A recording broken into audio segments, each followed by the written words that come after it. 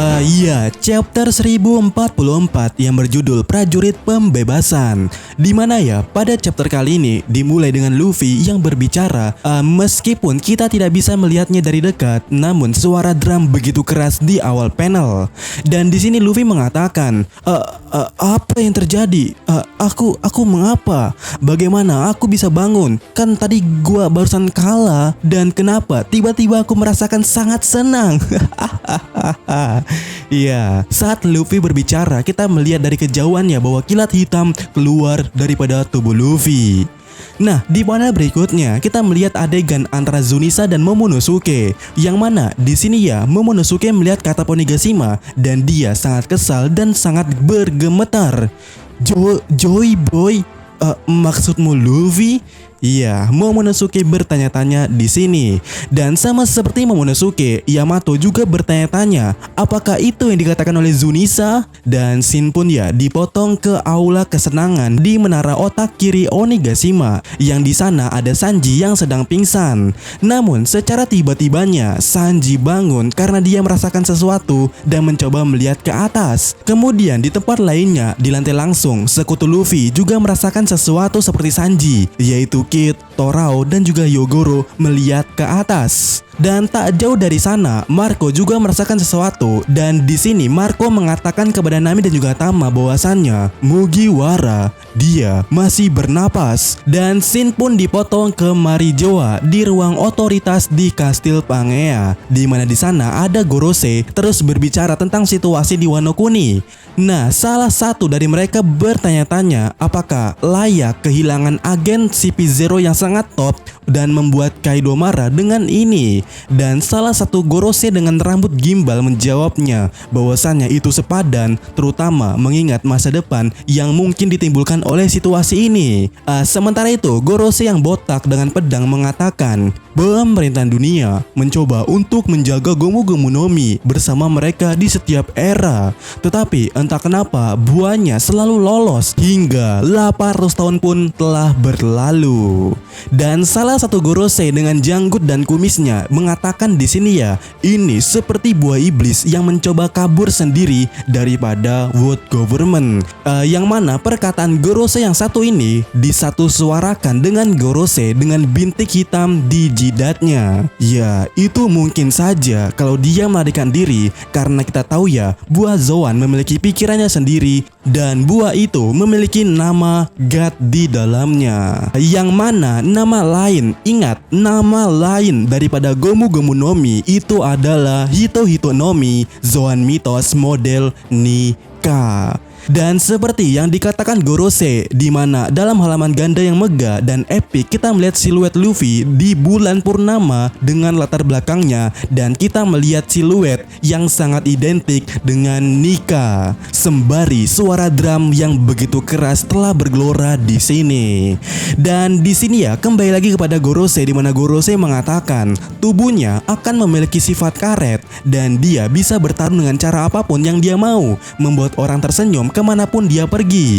Dia adalah prajurit pembebasan yang juga dikenal sebagai Nika, Dewa Matahari atau Sun God Nika. Dan kebangkitan atau awakening daripada kekuatan ini akan memberi tubuh karetnya lebih banyak kekuatan dan kebebasan, dimana dikatakan bahwasannya itu adalah kekuatan yang paling konyol di dunia ini. Ya, karet tetaplah karet ya guys ya. Nah, Shin pun kemudian ya dipotong ke aula harta karun di lantai 2 di Kastil Onigashima, yang di sana ada Orochi dan juga Hiyori.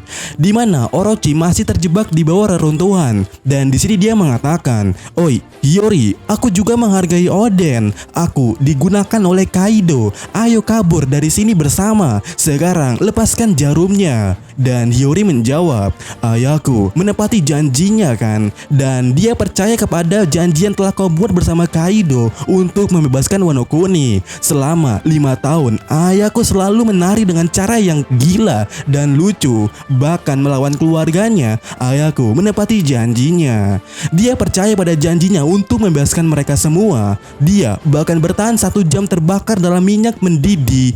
Dia selalu tertawa. Bahkan jika kehidupan seluruh negara dibajak, ayahku menanggung semua rasa sakit itu sendirian. Dan di sini ya terjadi sedikit flashback antara Hiyori kecil dan juga Oden di masa lalu. Dan Shin pun kembali ke masa sekarang di mana Orochi menjawab perkataan Hiyori sebelumnya dengan menjawab, "Oh iya, Oden adalah samurai yang hebat. Sebagai shogun, aku akan menghormati ayahmu." Yang mana mendengar perkataan Orochi di sini, Hiyori terdiam dan di sini Hiyori mulai melepaskan topengnya dan berteriak marah kepada Orochi saat dia menangis kesakitan. "Namaku Kozuki Hiyori. Diamlah kau pria kurang ajar." Dan di sini Orochi mulai menarik simpati dengan mengatakan, "Kau tidak akan melakukan apapun kepadaku, bukan? Balas dendam tidak terlalu populer saat ini. Dan bahkan jika kau membunuhku, kau tidak akan bisa atau tidak akan memiliki kesempatan untuk mengalahkan Kaido."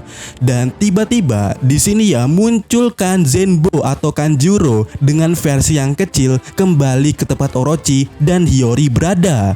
Dan di sini Zenbo Kanjuro itu mengatakan, "Oh, Orochi sama."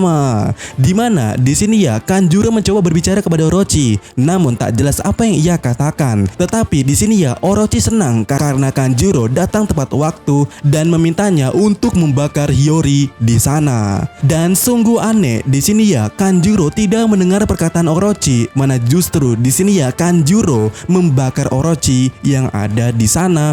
Dan saat Orochi terbakarkan dengan api, di sini Hiyori mengatakan, "Fajar akan datang." Rumah Kozuki selalu menepati janjinya. Dan Shin pun kembali ke atap Onigashima. Dimana di sana kita melihat lagi ya siluet Luffy dengan bulan purnama di latar belakangnya. Dan di sini Luffy mengatakan sesuatu. "Aku merasa bisa melakukan apapun yang aku mau. Detak jantungku terdengar sangat menyenangkan. Ini adalah puncak tertinggiku dan ini adalah gear kelima." Kemudian di panel berikutnya Shin kembali dipotong ke landai langsung, di mana di sana terjadi suatu ledakan haki yang sangat besar yang mana datang dari atap Onigashima. Banyak kilatan hitam menembus atap dan Kroco Kaido mulai jatuh pingsan dengan busa di mulutnya. Sementara itu Kaido terlihat khawatir di sana.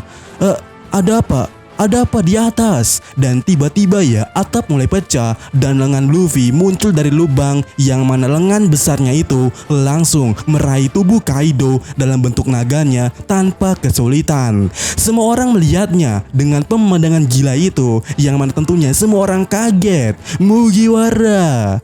Nah, di panel berikutnya, Luffy berhasil menarik Kaido ke atas dan menyeretnya dengan mudah ke atap Onigashima. Luffy kemudian meningkatkan massa ototnya seperti ini dan mulai memutar tubuh Kaido dengan liarnya, di mana kita bisa melihat Kaido mengeluarkan matanya seperti kartun. Dan tak lama setelah itu, Luffy berhenti memutari Kaido dan mulai membanting Kaido secara bolak-balik dari tanah ke tanah sampai Luffy melepaskannya. Dan setelah terbantingkan di sini ya, Kaido langsung bangun dengan pusing dan benjolan tumbuh di kepalanya dan bintang-bintang muncul seperti kartun film anak-anak. Sementara itu, Luffy tidak bisa berhenti tertawa di sini. Luffy tertawa di sini. Dan di sini Kaido memunculkan responnya bahwasannya, "Mugiwara, terima kasih karena kau masih hidup." Dan kemudiannya di sini Kaido melepaskan teknik apinya, yaitu napas apinya.